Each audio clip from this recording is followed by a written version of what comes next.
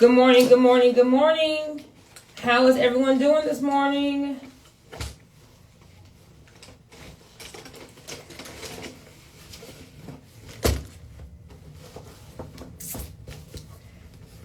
If you were able to wake up this morning and God has already blessed you, and you can think of 10 things that God has already done for you, type in the comments, I got my 10.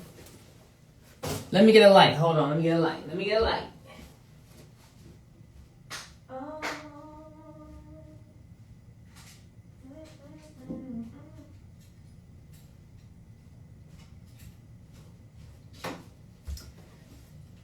This little bathroom is dark, so I don't want to come out. I don't want to come out looking like who did it and why. So, if you're able to wake up this morning, you're like, hey, God has already blessed me. I don't care what happens today, He has already blessed me. Type in the comments, I got my 10.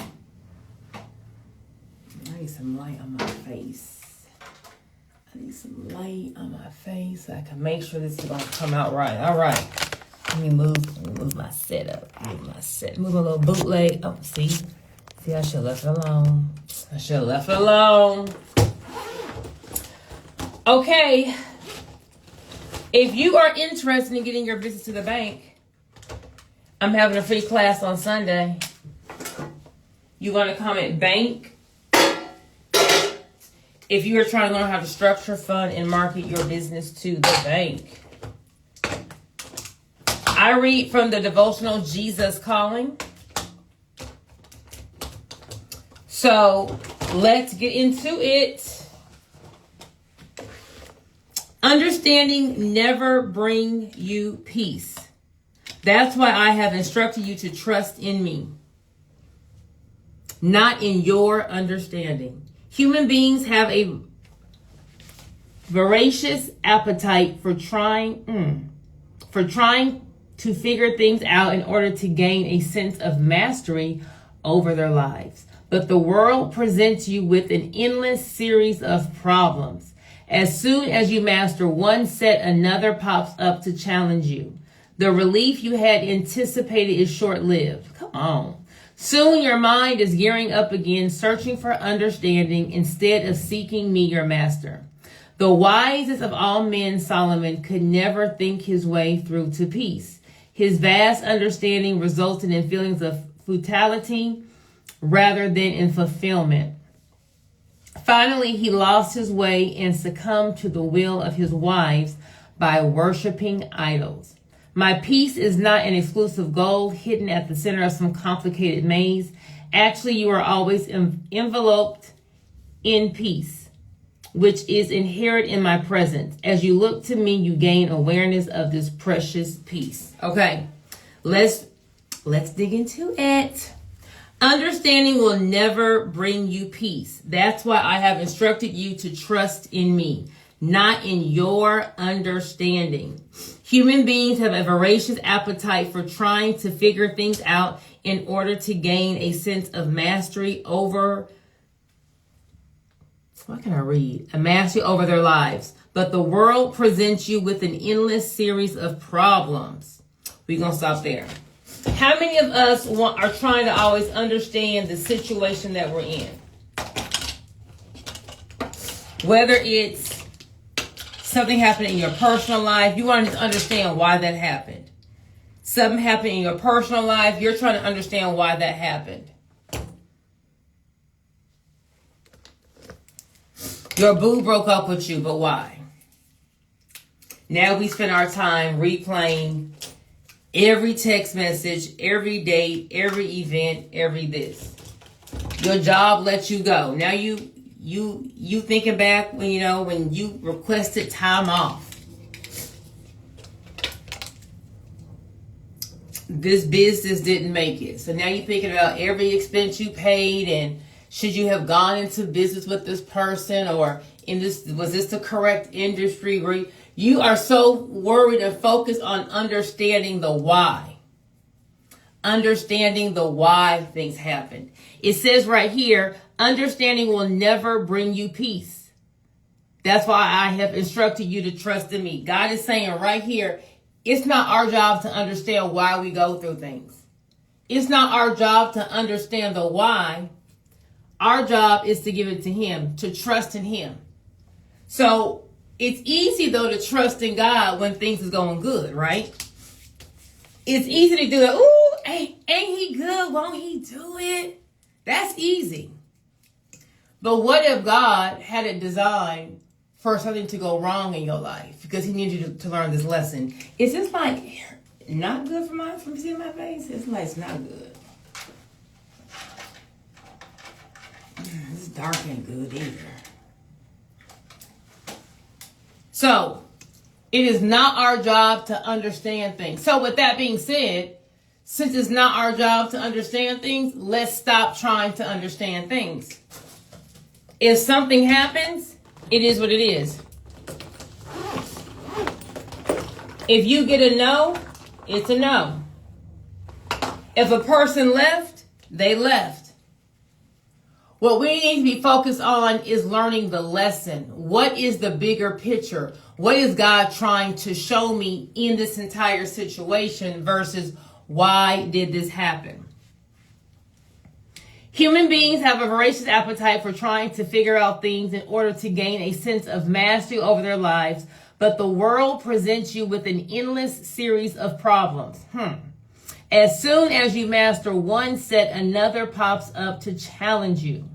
The relief you had anticipated is short-lived. Soon your mind is gearing up again, searching for understanding instead of seeking me.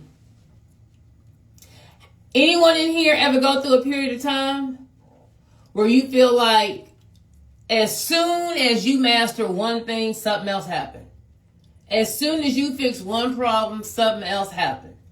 The saying may be said, they trying to throw the kitchen sink at me. It's like you can never just catch your breath. It's just one thing after one thing after one thing after one thing. Give me a 1 in the comments if anyone in here has felt like that before.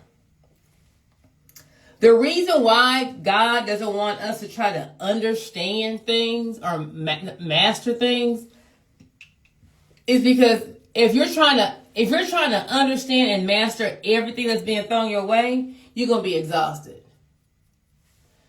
Because there's going to be so much stuff thrown your way.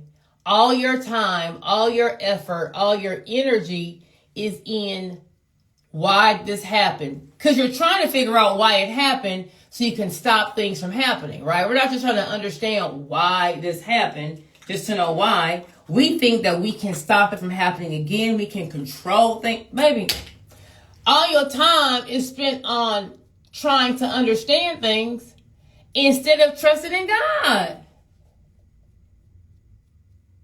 If you know that God is your provider and you don't have a job, you know God knows you don't have a job, right? If you know that God is your provider and you have a business and it has more, you have more month than money, you know God knows that too, right? So if we're going to believe in God, we got to know that God understands what it is that we are going through. All we need to ask him for is strength to go through the process, strength to understand the lesson that needs to be learned, and strength to get through it.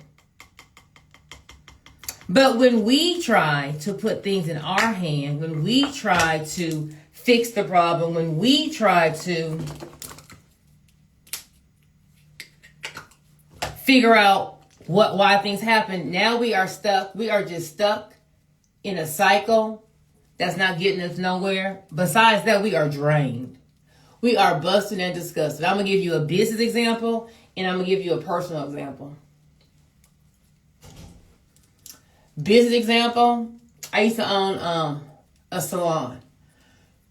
I used to own a salon franchise. We had 10 locations, and we had 5 locations in Houston. And it's tax time Tax time is our harvest season. And I did my due diligence. All my extra money I put into my inventory. I had started ordering, like double ordering ever since like September, October, because every year in, is it January or February, our distributor takes like a two week break. So I'm overloaded with hair because when them checks hit, you know, when them income tax checks hit, they gonna be at that salon getting that hair, right? The day the checks hit. Someone type in the comments day. The day the checks hit. We've been praying for our harvest season. The year before, we were scared in ordering and we ran out of hair. So this year, we ordered so much hair. We're like, we ain't no way we gonna run out of hair.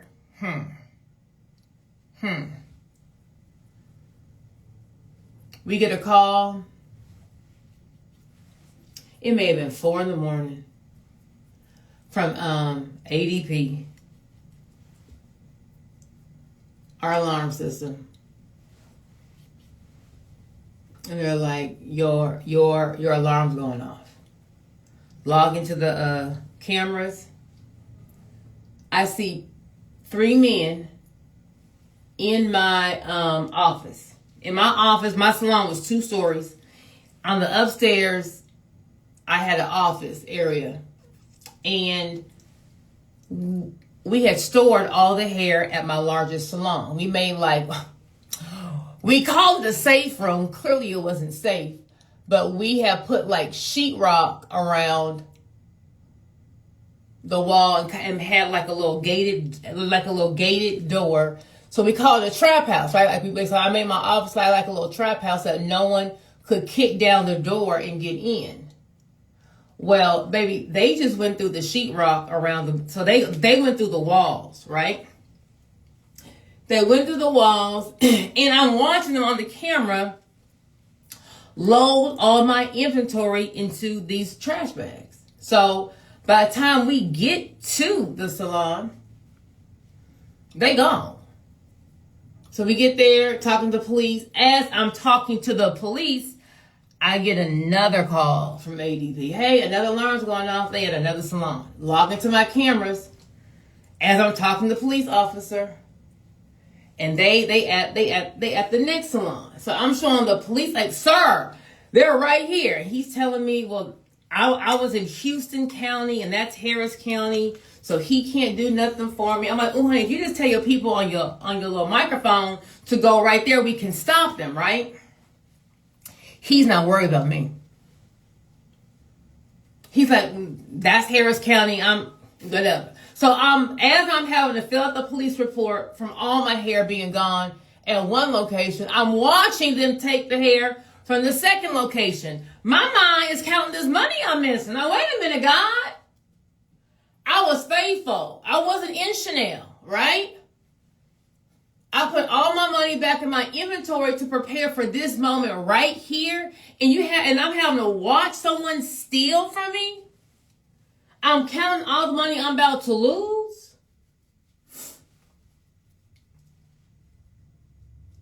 To make matters worse, something says, girl, there's a lot on your camera. I'll go look at location 3. ADP never called me on location 3 because the front door never opened up on location number 3. But that didn't mean I didn't get hit.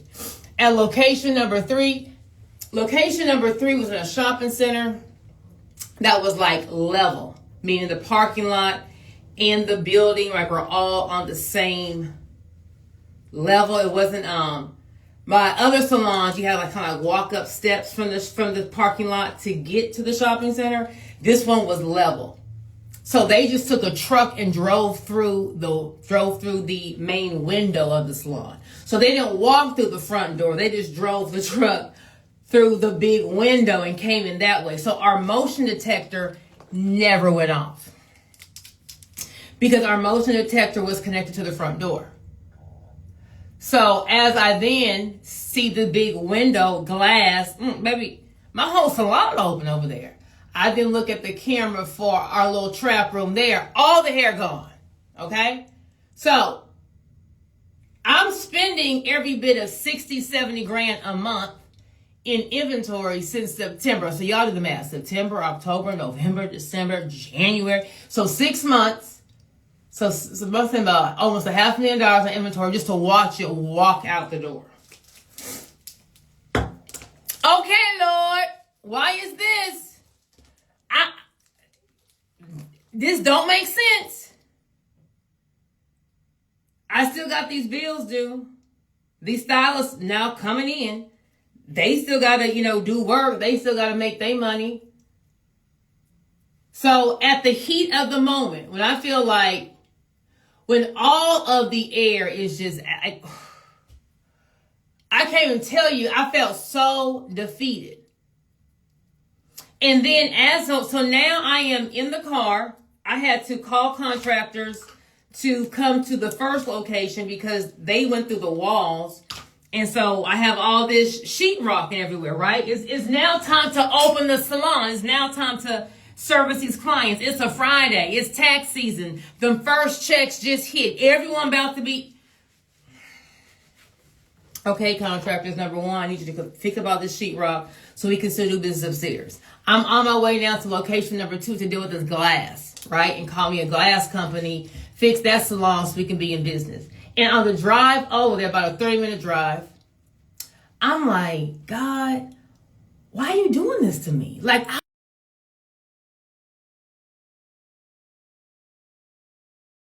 I felt myself going down that road of like, not questioning God, but questioning God. Like, no, God, I wasn't even cutting up how I normally cut up in Chanel. And I'm doing, and something just said, Joy, let it go. Let it go. Let it go. I said, God, I don't know what you did. I don't know why you did it. But I need you to have me let it go and figure out how am I going to make some money now? Like, what is the plan, right? I can't go over, okay, clearly my little trap rooms I done designed really wasn't trapping, right? Because they got into all 3 rooms. So instead of me being sad for myself, instead of me questioning why is this happening to me, life ain't fair, no. I say, God, show me the lesson. What is the lesson that you want me to learn from this situation? And let me move on. But here's the thing. God didn't give me the lesson that day. See, we think when we ask God a question, He gonna tell us right then and there. That's not how God works. It says right here It says right here for August 7th.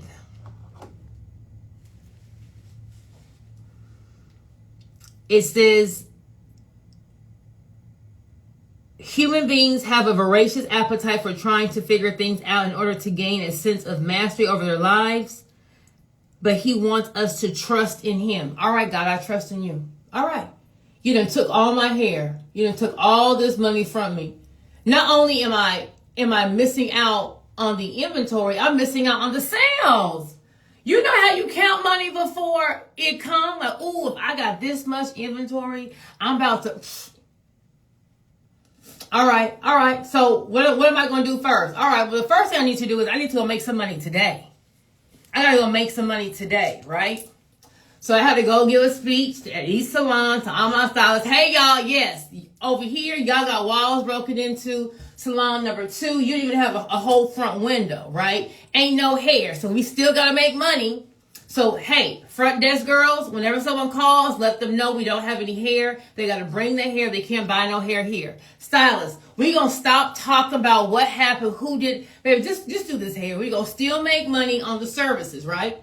So, did a little pep talk on my locations. Okay, we going to stop talking about it. We got hit, blah, blah, blah. We going to make money on our services. Okay, go, God. I'm not making what I thought I was going to make, but there has to be a reason. See, once you have that fire, that faith, you know there has to be a reason. There has to be a lesson that God's trying to show you. God, give me the strength to get through the process to get to when you're going to reveal the reason. So I'm asking for God for strength to help me get through till I can figure out what the reason is. Are y'all with me? Give me number one if y'all picking up what I'm putting down so far. Like, okay, I'm with you, girl. Still, what's the lesson? But I'm with you. So I'm asking for God for strength to keep my mindset in not listening or not worried about what had happened. I'm just trying to, let me make money today, this week. Let me go and get through. And God, you show me. Let me tell you how God shows you, okay? So immediately, lesson number one I learned was my trap room wasn't a real trap room. So instead of me trying to be cheap and I just put like a little gated door, I said, I'm going to make sure if they get up in here, they ain't going to get the hair. So I went and I had to invest in some gun safes, some Florida wall gun safes, right? I spent like $10,000 a safe.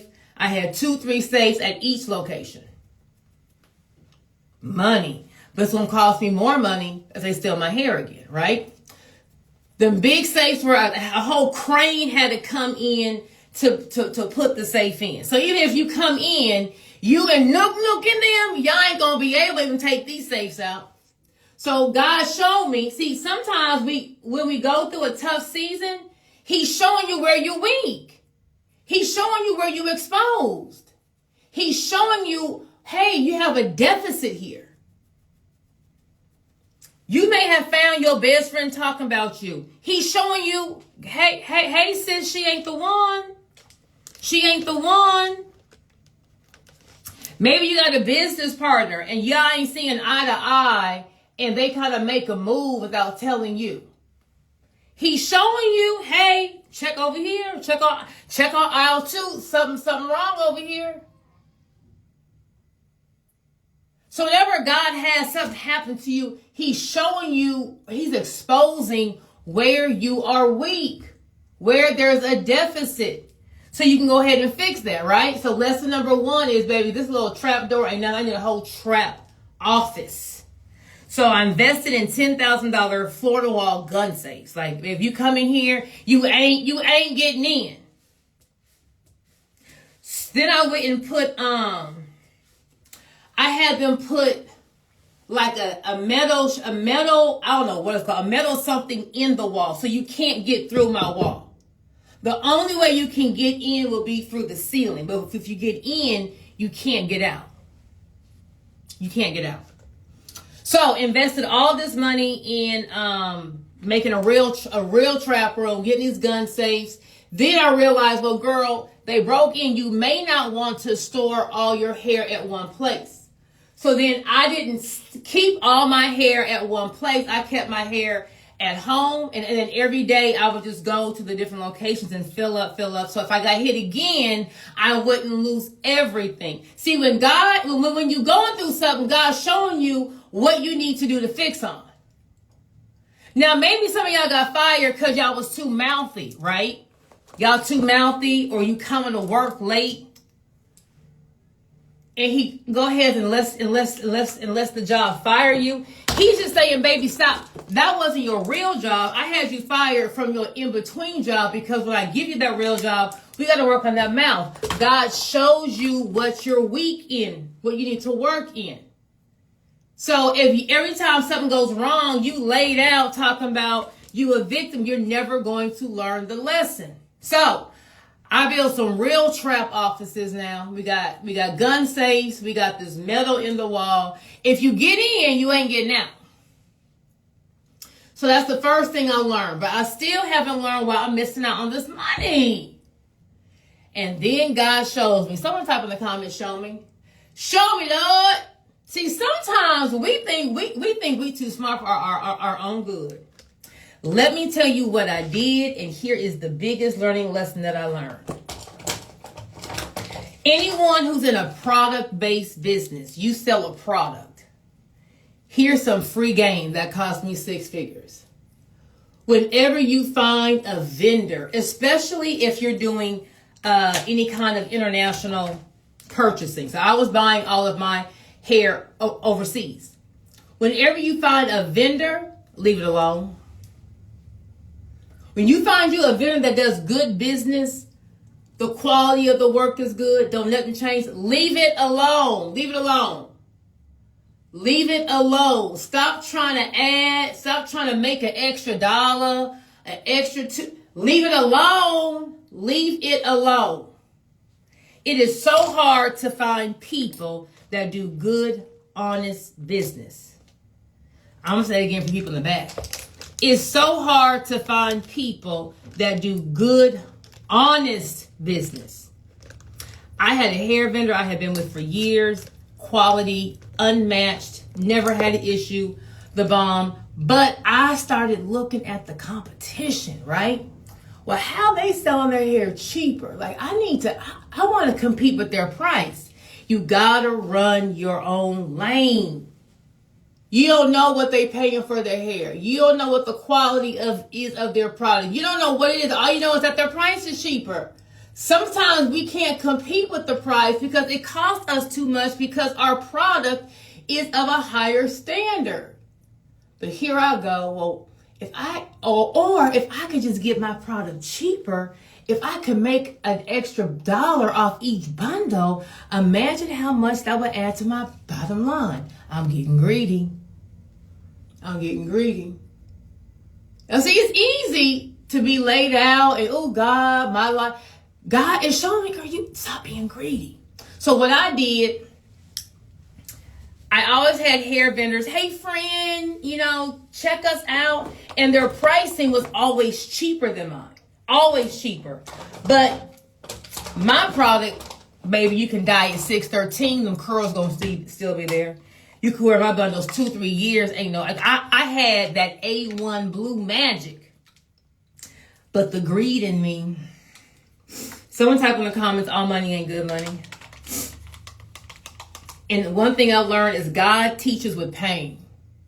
When God's trying to teach you a lesson, He's going to teach you with pain, because when you go through that pain, you ain't going to forget. Them tears, that heartache, you're not going to forget that lesson. So I got bamboozled. I let my greed I'm trying to make $1 extra off one bundle. And I said, I'm going to go ahead and just try me a new vendor. So I tried a new vendor, and whenever I try a vendor, I would put the hair in my head, I would wear it, I would swim, I would do all that.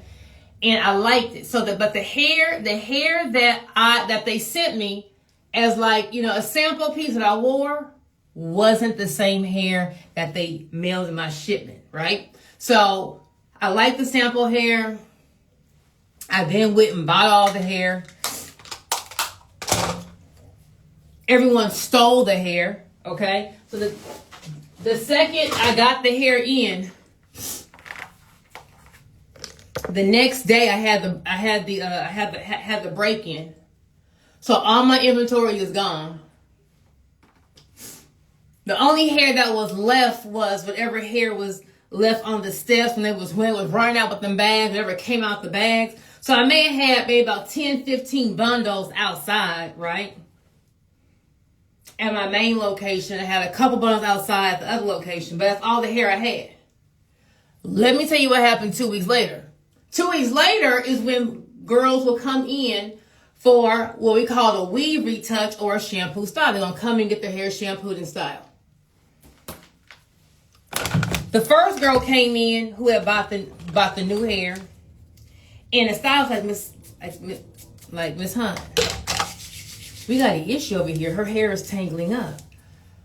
Oh, girl, you don't know how to detangle hair? Oh, you got, and she's like, they're like, no, like I've never seen this before. So I'm like over here aggravated, like, girl, you didn't detangle her hair before you put the water on it, baby. When I got to that shampoo bowl, I can't even tell you what I saw. It was like her hair just went into dreads, not tangled, like she had locks. Like the second that water hit it, it just like there is no leave-in condition. There is no detang. It's a whole dreadlock. And I'm looking like, I ain't never had no hair like this. So I'm like, okay, thinking it's a one-off, right? Like, girl, I called all of my customers dolls. Hey, doll, I don't know what happened, but the hair dreaded up. So what I'll do is I'm gonna need you to go to Beauty Supply, buy some more hair. I will reimburse you. Bring your receipt. I'll reimburse you. And then my vendor is closed for the holiday. But when they open back up, when I reorder my hair, I will give you, 3 new bundles. I'm thinking it's a one-off. Baby, that whole week. Because now it's been 2 weeks since that first group. People who bought that new hair that got stolen, the one left on the street, left on the steps. Every person that came in, hair just dreaded. Not tangled, like, and I said, my God knew I was about to take my business out. God knew that if all that hair had gotten sold, I just told y'all I spent over $500,000 just on inventory. If all of that hair was in the streets, saying they went to Super Weave Express, and my whole business, my whole brand would have been gone. Whole brand. So we had maybe about 15, 20 people who had gotten the hair, and they came in. It was the fool. So I was able to be like, hey, dog. And here is a business lesson. All the business owners, if you wrong in business, you wrong. If you out of order in business, you out of order. Come correct. So I said, hey, I'm gonna keep it real. I changed my hair vendor. This is not the hair that y'all are used to getting. I changed my hair vendor. I thought it was a better quality. Clearly, I'm wrong. This is my bad. I'm gonna keep it 100 with you because you spent money with me. So here's what I'll do. You need to go to Beauty Supply, get your own hair, bring your receipt. I'm gonna pay for the hair, and then when my old supplier opens back up from being on this holiday, you can come back in. You can get the same hair, and I'm gonna pay for your sewing. I'm gonna pay to take this old hair out and put your old hair back in. That's what I'm gonna do for you. And my partner was like, we ain't gonna do all that. Imagine how much money we gonna lose if they out here in the streets talking about my hair is bootleg. I'm gonna be out of business. This is called saving my brand. I gotta eat this cost, right? But because it was just 20 customers, they was all cool with it. Now, imagine if, now my salons, we doing 30, 50 people a day. Okay, that's the kind of salons we have. We're doing 30, 50 people a day. Imagine if 50 people had gotten that bad hair, and now they're out there on the streets of Houston talking about, oh, this hair is the fool. What would have happened to my brand then? I would have been out of business. So the lesson I learned was God sabotaged me. God took all that hair out. I'm thinking he's trying to take me out to protect me. See, sometimes God allows bad things to happen to us because we are going down the wrong path. We're about to take ourselves out. And he goes, before you take yourself out, I'm going to stop you.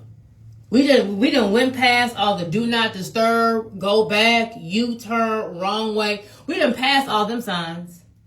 So if your life is just like you're everywhere, God's trying to get your attention. So that is my my business example about when there's no need for understanding. All you want to do is figure out what the lesson is. And you have to know that God is doing it for your good. While you're in it, you don't see why it's good. It's painful. How could God have me miss out on all this money? And later on, I figured out God was saving my business. God was saving my brand. Because if I had let all that bad hair be out in the streets of Houston, it would have been a wrap. Now, on the personal side, while there's no need to try to figure everything out, there's no need to get any kind of understanding. all you want to learn is, what is the lesson that God is trying to give me? What's the lesson I got to learn? Because you got to understand, when you trust in God, whatever he's putting you through is for a reason. Whatever he's having you go through is for a reason. And whenever he closes a door, he's opening up a bigger door. Because God is a God of abundance. So in my personal story, or my personal example of how we got to just trust God, ask to learn the lesson and know it's for your good. If y'all new to my page, I'm going through a divorce. We're on year 3. I've been met my soon-to-be ex-husband when he had nothing. He had 2 failing businesses, but he had a little hustle in him, right? So I can work with a little hustle. Long story short, we built a nice little enterprise together. He just wasn't my person, and I definitely wasn't his. Sometimes you can just marry the wrong person. Did I ask God? I didn't ask God on nothing. I had checked off the boxes. I'm now 30-something. I got my career. It's now time for me to get married. He cute. He'll do. Let's go. I signed up for this one. So I'm in a toxic marriage. He's doing everything up underneath the sun. We're gonna just keep it cute on this. We're gonna keep it cute on this live. So I'm all right. Well, I'm just hey, I don't want to do this no more. I don't want to do this no more. We both agreed that the marriage wasn't working. We're in marriage counseling. Honey, it ain't it, right? So I'm thinking we about to just get a regular divorce. People get divorced all day, every day, right? So we just want to get a regular divorce. I didn't know I had married a sociopath. Ooh, I didn't know that.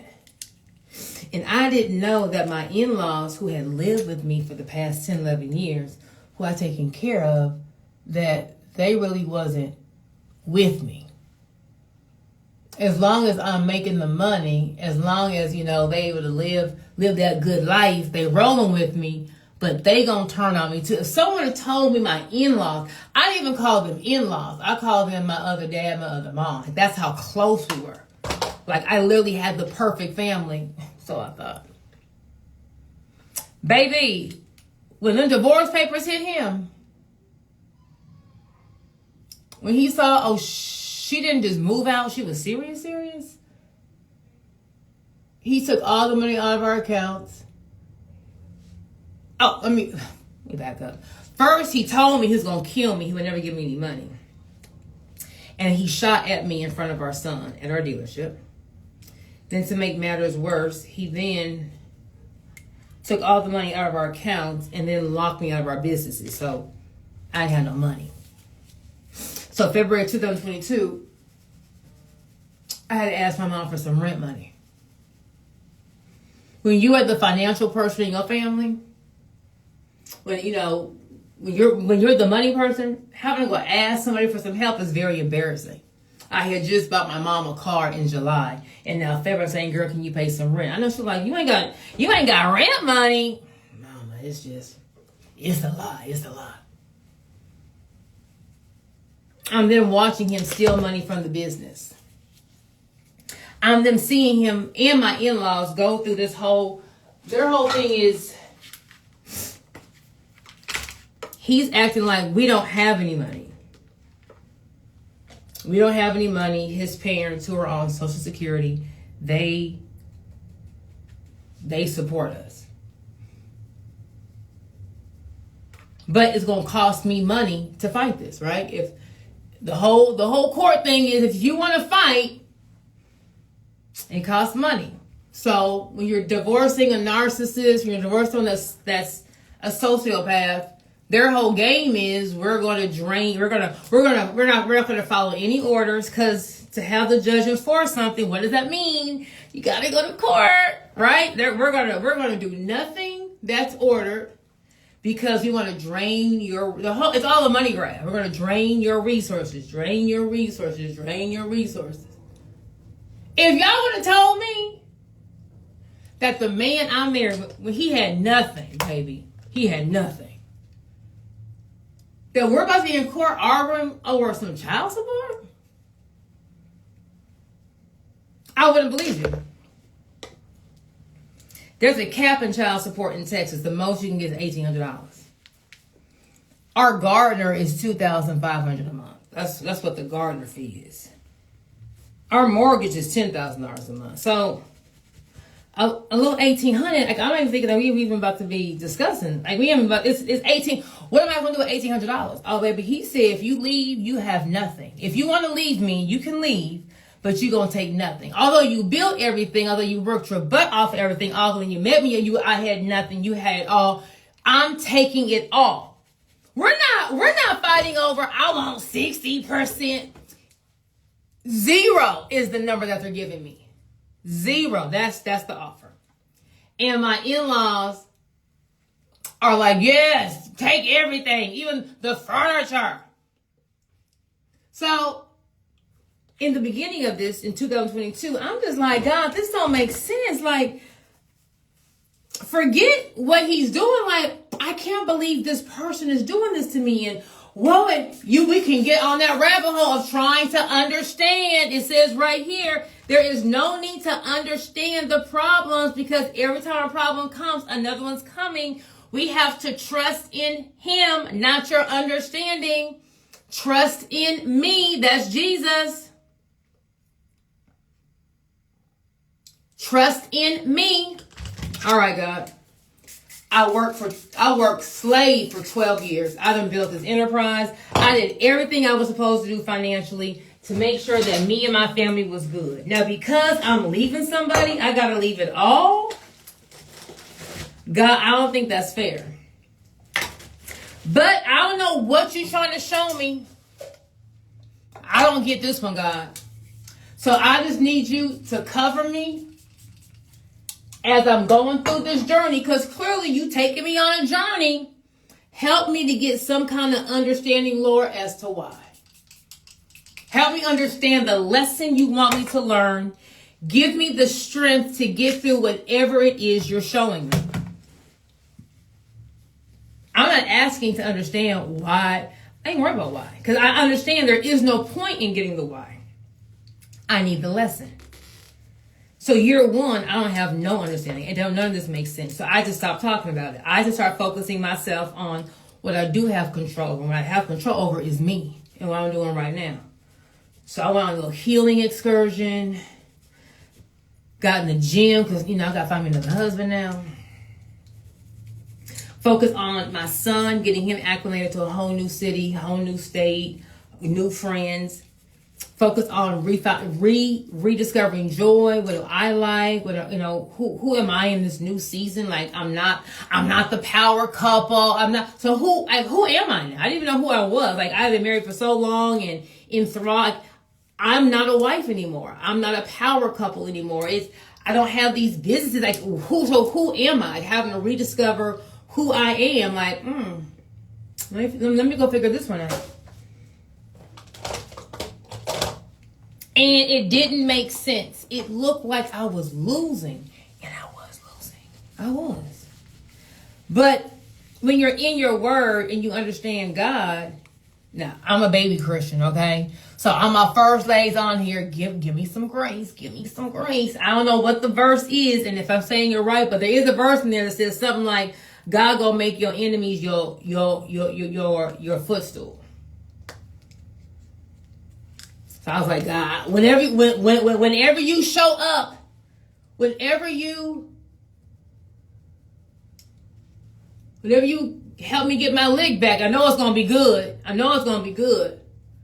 But I'm focusing on what I can focus on. So I'm focusing on me, and I'm focusing on finding out all of the good things that God is blessing me with, even though I'm in the storm. So, I woke up today. Thank you, Jesus. I woke up today. My son had a good day of school. I'm thanking God for the little things, right? Like, I'm alive. I'm able to pay my rent. I didn't cry today. I didn't get on that plane to go blow this up. God, is my resentment leaving? Look at God. Is the hate I have in me leaving? God, thank you for letting this hate. I started thanking God for the smallest things. Baby, if If the wind blew, oh God, look at this wind. Come on, wind. Come on, wind. And I focused my energy on all the things I could control. I was searching for all the good things. God, the bullet didn't hit me. It hit someone else. It didn't hit me.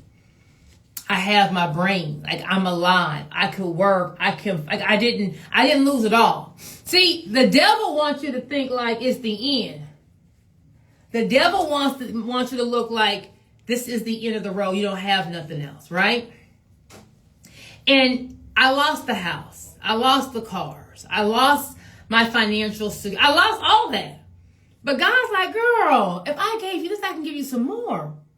So I started focusing on what I had. That's why to this day, when I start my lives, I say, think of 10 things that God's blessed you with, because what helped me get out of my dark is every morning I would wake up, I would go write down 10 things that God blessed me with. Because I had to purposely focus my mind on my positive, because in that season I had a whole lot of dark around me. A whole lot of dark. Year 2, ain't nothing changed. But everything changed. Ain't nothing changed, but everything changed.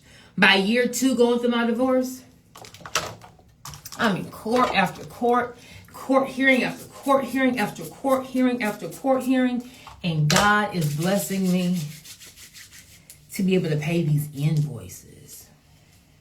They come in $50,000, $30,000, $20,000. I mean, back to back, like, God, but instead of me complaining, $55,000, what the hell should you do?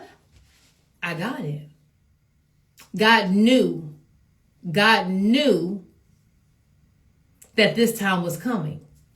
God knew who I married. God knew the conversations that they was having behind my back.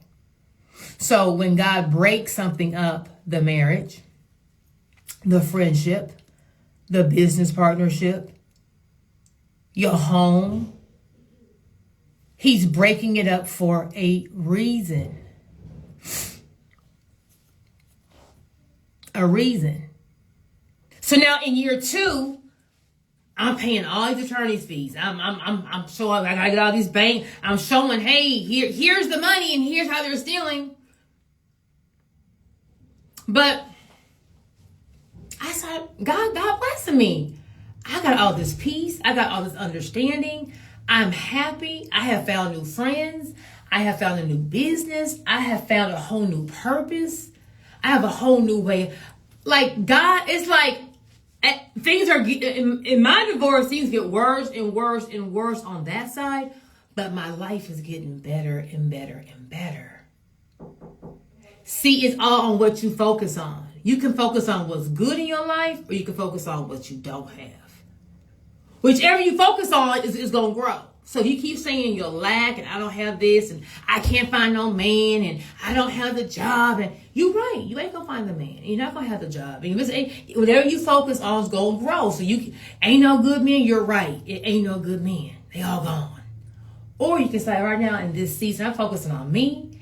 And when my Boaz come, he going to know me. Then your Boaz going to come and he going to know you. Whatever you say is going to happen. Whatever you focus on is going to multiply. You choose what you want to multiply. So I just tuned out the divorce. We got a court hearing. I'm in court. Boom, boom, boom. When I leave, turn off. Oh, God is good. I'm focusing on this. And God has continued to grow and grow and grow and grow and grow. We're still on year 3. We on year 3. Clearly, this is not the time that God wants me to sign the divorce papers. When it's the time, we'll be divorced. Whatever I'm supposed to get from what I do, I'll get it. If I'm laying at home worrying, if I'm laying at home trying to understand, well, how could he steal and how could that? You're never going to get understanding. You have to trust in Him. So that was August 7th. I have to get ready for the Jesus Girl Summit. I'm so excited. Real Talk Kim is talking this morning. I just love me a little Real Talk Kim. I just think she's just the bomb. .com.